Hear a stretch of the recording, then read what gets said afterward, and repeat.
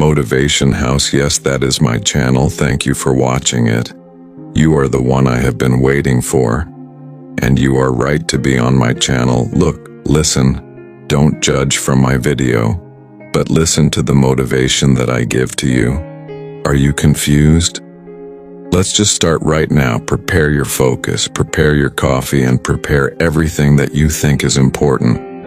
Beliefs, preferences, desires, and dislikes. In short, everything that is related to our actions is in our power. On the other hand, the body, wealth, fame, authorities, in short, everything that is not related to our actions is out of our power. This is how the handbook, or guide to life of the famous Greek philosopher begins. If you want to live a satisfying life without too much emotional distress, you must understand that there are things in your power and others that are not. Our duty is to focus our energy on what is in our command and ignore what is not. One of the biggest problems a human being can face is the opinions and judgments of other people. It's almost impossible to avoid being affected negatively or positively by them. If you really want to avoid being affected, you must understand that the opinions of others, insults, or any kind of personal attack are not in your power. In the Handbook of Life, we learn how to act in the case of being the target of an offense. Therefore, the goal of this video is to extract the lessons from the famous Handbook of Life in order to achieve a mental state that allows us to reduce or eliminate all kinds of suffering caused by the judgments of others through 7 lessons or principles extracted from Epictetus's Handbook of Life. You will learn why you shouldn't worry about external feelings and how to achieve a state where opinions cannot hurt you. If you're new here, consider subscribing so you don't miss out on all the valuable content we're preparing for you. Number 1. Criticism or rejection. Epictetus says, "Remember that he who criticizes or rejects is not criticized, but rather his own judgment that these actions are hurtful. Therefore, if someone hurts you, keep in mind that it's your own opinion that is troubling you in the first place. Try not to be influenced by appearances, for once you gain time and calm down, it will be easier to control yourself." One of the keys to not caring about the opinions of others is to understand that the criticism or rejection is not inherently harmful. The emotional pain that accompanies the criticism actually comes from how we process that criticism. When someone undermines you or disrespects you, think that this criticism will only harm you if you allow it. If you react negatively, the true worth of a person should be measured by how much they can endure negativity. Unfortunately, life is like that. When you feel criticized or rejected, ask yourself, do I want to win or lose? Do I want to succumb to what I cannot control? Let me draw a parallel with Stoicism and pleasures. If we want to stop being influenced by them, we must not fight against desire, for desire will never disappear. The difference lies in how we process that desire, if we completely give in to it or ignore it. In this way, if you manage not to be disturbed by the criticism, the satisfaction you will feel afterwards will make you someone superior and capable of advancing firmly through adversity. Surely you're thinking of that time when a negative comment ruined your day or week despite your efforts. Let me tell you that I understand how you feel, as everyone has been in that situation at some point. If this is your case, I recommend you keep watching, as in the next principles we'll address self-control. Number 2. Maintain strong intentions. In this principle, we must understand that if we want to avoid being affected by the opinions of others, it's as follows. If you have the strong intention of understanding philosophy, prepare yourself from the start to be ridiculed and suffer mockery from the crowd. Prepare to hear people say, "Suddenly, he became a philosopher," or "Where does this arrogant attitude come from?" Make sure not to adopt that arrogant attitude and stay strong in things that contribute to your well-being. Remember, if you remain steadfast in your position, the same people who used to ridicule you will end up admiring you. But if you let yourself be persuaded by others, you'll be ridiculed twice. Those who wanted to become philosophers. But even if you don't want to become a philosopher, this principle proposed by the Greek can be applied to any other aspect of our lives. This principle is essential, as many people neglect their true talents just to please dissenting voices. What Epictetus tells us is that if we allow our intention to be influenced by the fear of others' opinions, we won't fail because we tried and didn't succeed, but because we yielded to the opinions of others. We shouldn't interpret this as a failure, but as a real problem.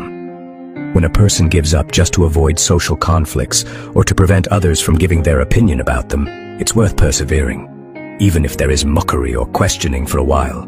After all, by moving forward, you'll be living according to your own nature. I recommend you think about this whenever you need to make a decision in your life. Consider your priorities and understand the true reason behind your choices. Number 3, don't let others' opinions affect you.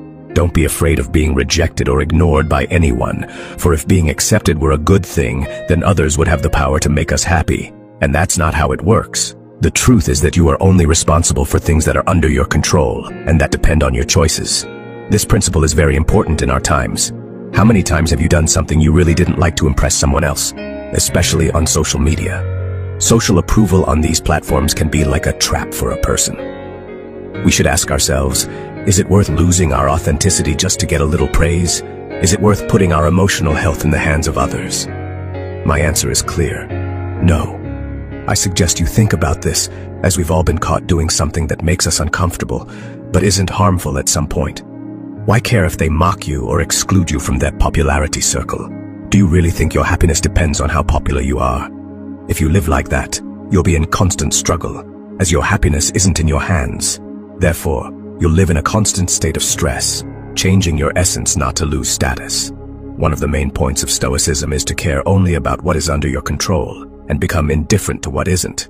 Regarding insults, remember that nobody can hurt you unless you let them. If someone harms you or speaks ill of you, remember that they act believing that they are right to do so. It's not possible for everyone to act according to what you consider right, but not to them. So if someone judges you based on a false appearance, it's them who harm themselves with their error.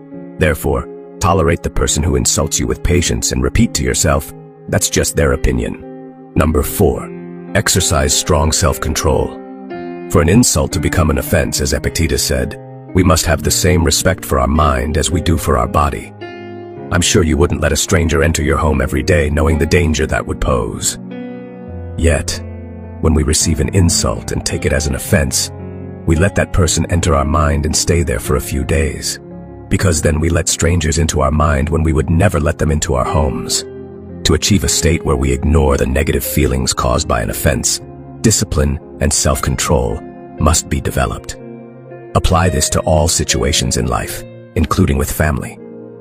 When you're angry, control that emotion, as it will prevent much unnecessary pain and make you feel more at peace with yourself.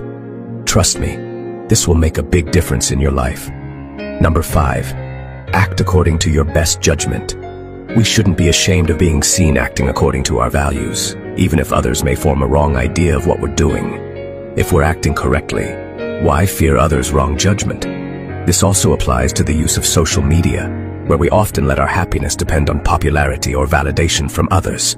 This leads us to act to please them instead of following our path. Number 6, don't let someone's bad words affect you. If someone hurts you or says something nasty about you, remember that they act based on what they think is right. But you can't expect everyone to act according to your standards, not theirs.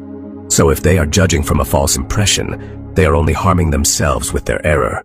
Based on these principles, endure the person who judges you with patience. And on each of these occasions tell yourself, number 7, no one can harm you. Through this 7th principle, we examine the intention of the sender of the insult. And what it tells us is that we can't assume everyone will act according to what you believe is right or according to your worldview. Thinking like this can be very damaging. We should consider the following question. Is it really realistic to think that everyone has the same worldview as you? Thinking like this is quite foolish. Therefore, if someone insults you, thinking they know the truth about you, deeply reflect on the following. You know who you are, you know what you think, you know why you act and why you do what you do. The only knower of the truth about you is yourself. So in the case of a stranger insulting you in some way, you must ask yourself the following. Did I act wrongly? If the answer is no, ask yourself, can I read their mind and understand the reason for the insult? It's obvious that you can't. Therefore, in the case of having acted correctly and facing ignorance about the motivation of the insult, you should be happy as you are the person in the world who knows yourself best. In the case of having acted correctly, you shouldn't carry the weight of regret.